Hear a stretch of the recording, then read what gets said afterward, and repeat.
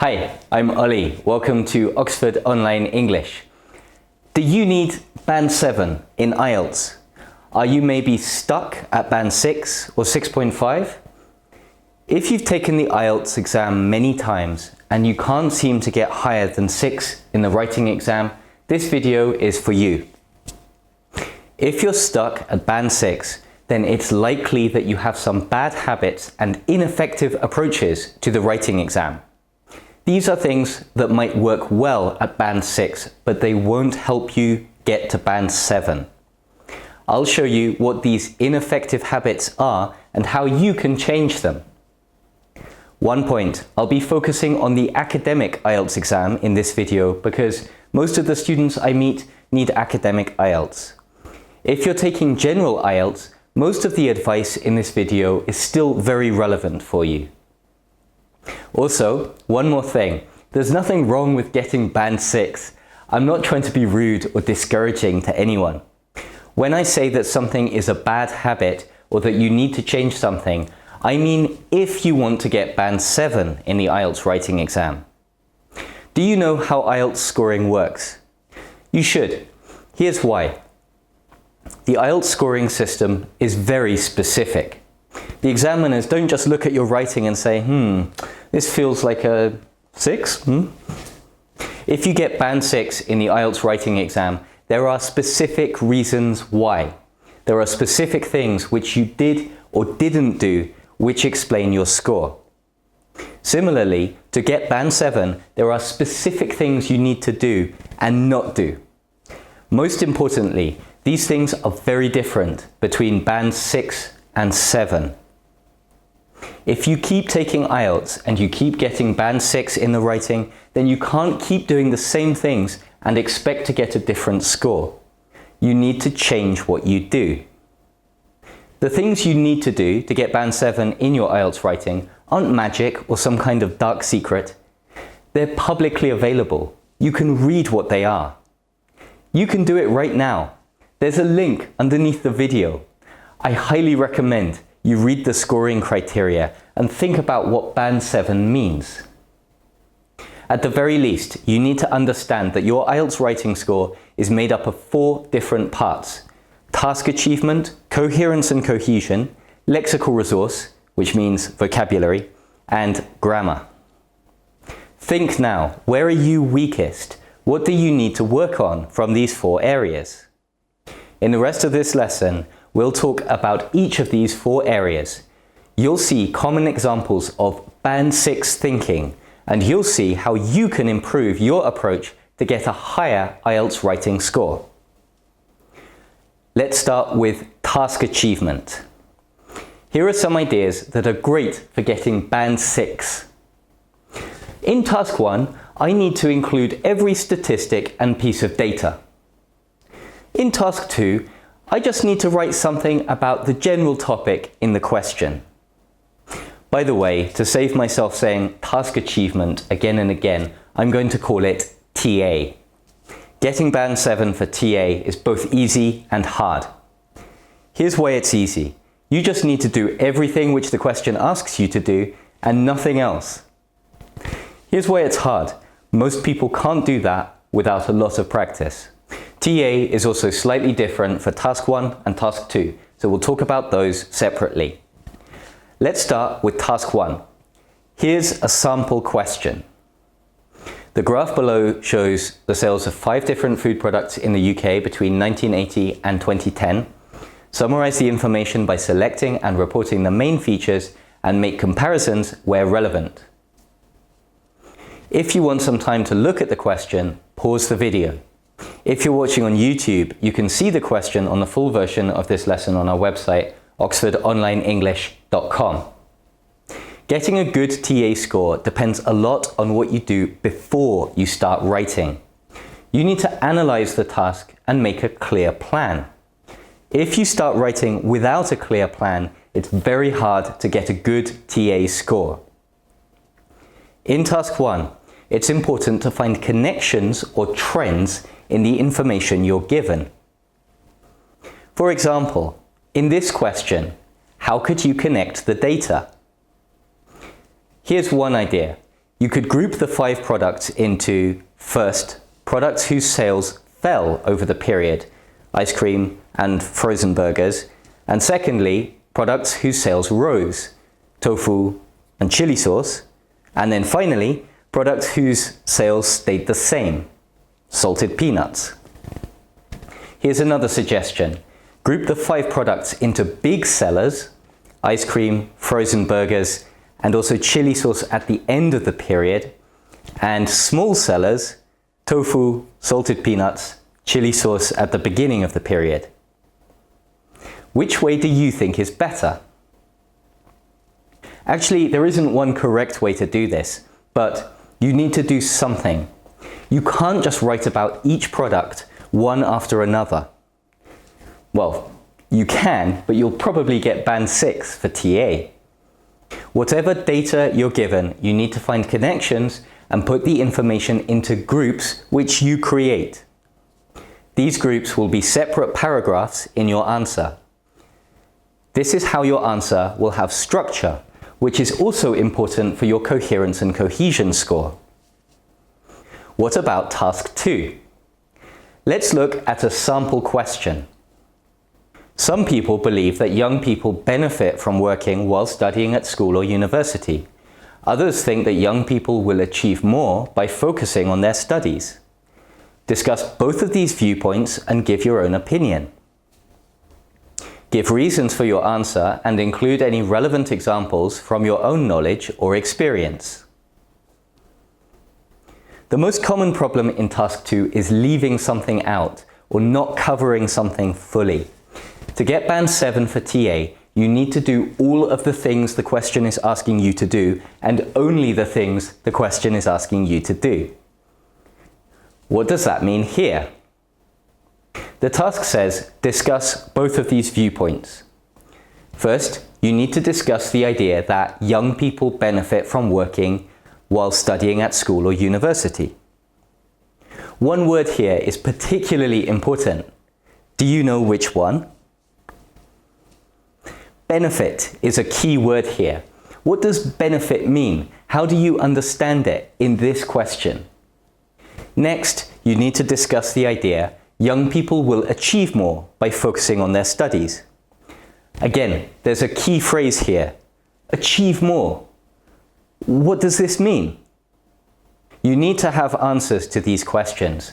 IELTS tasks often contain abstract, general words like advantages, benefits, problems, success, etc. To write a good answer, you need to analyze and interpret these words yourself. Here, think about achieve more.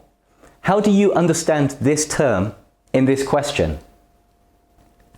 Does it mean getting good exam results, learning more knowledge, learning practical skills, getting a better job, living a full, satisfying life, or something else? Again, there isn't one right answer here, but you need to have your own ideas about this. Next, the task says, give your own opinion, so you need to explain which side you agree with. Finally, the task tells you to give reasons and include examples.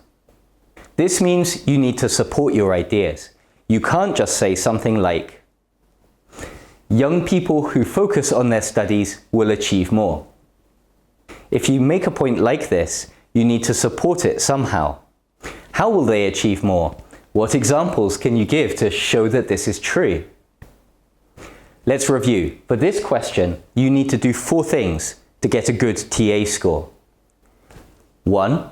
Discuss the idea that young people benefit from working while studying at school or university and analyze what benefit means. Discuss the idea that young people will achieve more by focusing on their studies and analyze what achieve more means.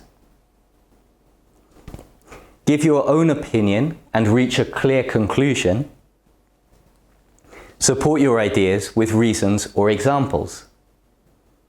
If you can do these 4 things, you can get band 7 for TA in your IELTS writing exam.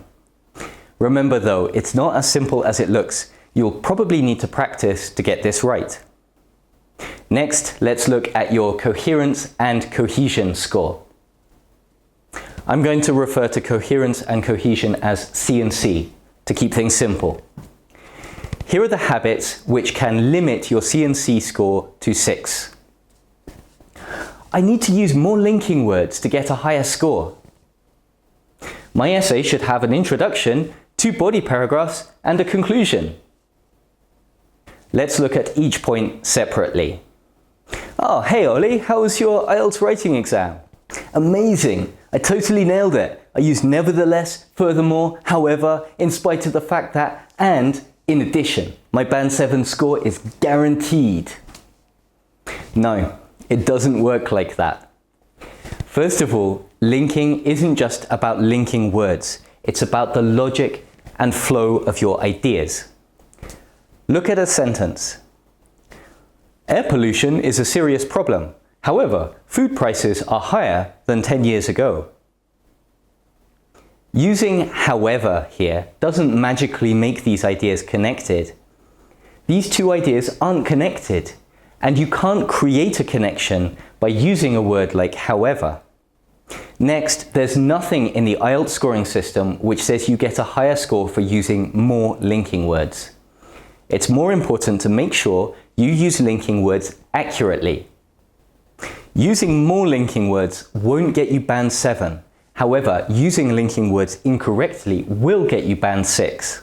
So don't use linking words just to use linking words. Use them because they fit your ideas. Don't think, I have to use nonetheless to get a high score. You don't. Next, let's look at our second point, paragraphing. Many IELTS candidates use the same structure for everything they write. For example, for task 2, most people write an introduction, 2 body paragraphs, and a conclusion. That might be fine. However, to get Band 7 for C and C, you need to present a clear central topic within each paragraph. Those aren't my words. That's straight from the IELTS scoring scheme. Many students, especially in task 2, write paragraphs like this. There are many advantages to blah blah blah. Firstly, blah blah blah. Secondly, blah blah blah. Thirdly, blah blah blah. This kind of writing is likely to get a score of 6 for C and C. Why? Because if you do this, you're trying to put too much in one paragraph. That means your paragraph won't have a clear central topic. So, what's the solution? Well, first, plan your essay carefully. Make sure you know exactly what you're putting in each paragraph before you start writing. Secondly, make sure your paragraph starts with a clear topic sentence. Your topic sentence should be relatively short and simple. If your topic sentence is very long and complicated, then your topic probably isn't clear. Then, after your topic sentence, spend the rest of your paragraph developing and extending your main idea. This means that you aren't adding any new ideas or changing the topic in the middle of your paragraph. Also, this means you might need different numbers of paragraphs depending on how many main ideas you have. Do you have 2 body paragraphs in your essay? That means you have 2 main ideas. Do you have 3 main ideas? Then you need 3 paragraphs. Another point, paragraphs don't have a minimum length. There's no such thing as a paragraph which is too short. Paragraphs can be any length. So, let's review this section. To get Band 7 C and C in your IELTS writing exam, you need to focus on using linking words accurately and appropriately. You also need to make sure every paragraph has a clear central topic, which means you shouldn't try to put many different ideas in one paragraph.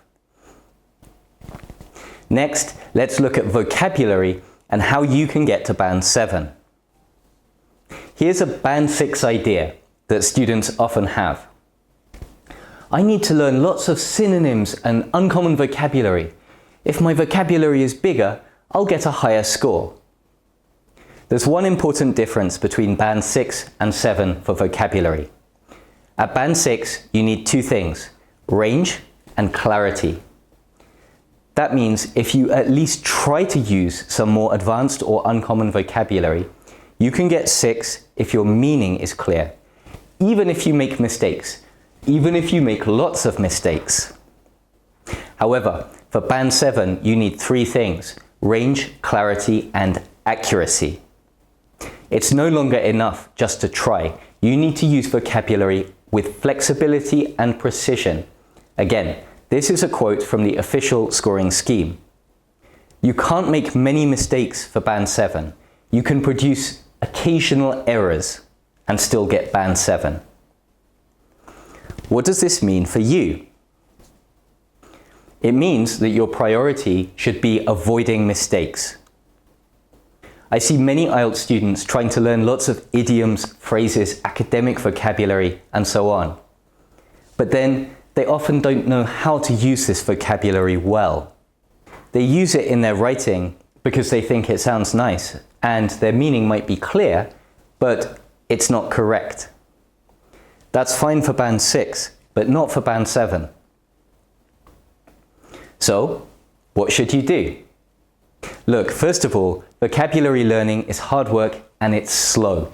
There aren't any magic solutions here. But I'll give you one tip. When you're learning vocabulary, focus on quality and depth, not quantity.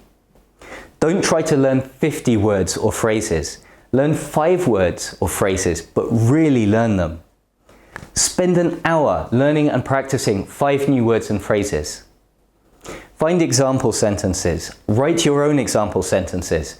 Ask a teacher or whoever you can find to give you feedback. Make sure you know how to use your new vocabulary correctly. Another point, in the exam, if you have a choice between a simple word, which you know is correct, and a more advanced or academic word, which you aren't sure about, what should you do? Use the simple word. Only use vocabulary you're sure you understand and that you know how to use. This is the opposite to Band 6. For Band 6, you can use the more advanced word, even if it's wrong. But remember, to get Band 7, you need to be accurate. You can't make many mistakes. So in this situation, take the safe choice. Finally, let's look at the grammar score and how you can get to Band 7. Here's the Band 6 idea which students often have. Grammar's not so important, so long as people can understand what I mean. Again, Band 6 and Band 7 are very different. This is especially true for your grammar score. What's the difference? Like vocabulary, you need to be accurate to get Band 7. At Band 6, it doesn't really matter how many grammar mistakes you make, so long as your meaning is clear. At Band 7, the quantity of grammar errors you make matters. It really matters. To get Band 7 for grammar, you need to produce frequent error-free sentences. Again, these words are directly from the official IELTS scoring scheme. That means if you make a lot of small mistakes, it's almost impossible to get Band 7 for grammar. All mistakes count. You use the wrong preposition, it's a mistake. You forget to use the, mistake. You forget the S on a present simple verb, mistake. If your writing is around Band 6, you probably make more mistakes than you realize. So again, what can you do? First, you need to identify the common mistakes which you make. For this, you need a teacher to show you where you make mistakes in your writing. Every time you do some writing, look at the grammar mistakes you make. Sort them into 2 categories. 1. Mistakes with things you don't know. 2. Mistakes with things you already knew. For example, if you write children's instead of children, this is probably a type 2 mistake. Most likely, you knew this already. You just made a mistake because you were in a hurry, or you were tired, or you have a bad habit, or you weren't paying attention, or something like that.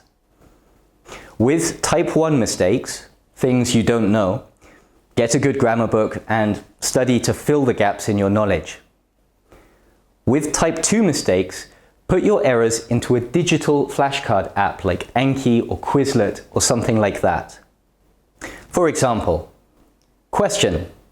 This is one of most serious problems in today's world. Answer. This is one of the most serious problems in today's world.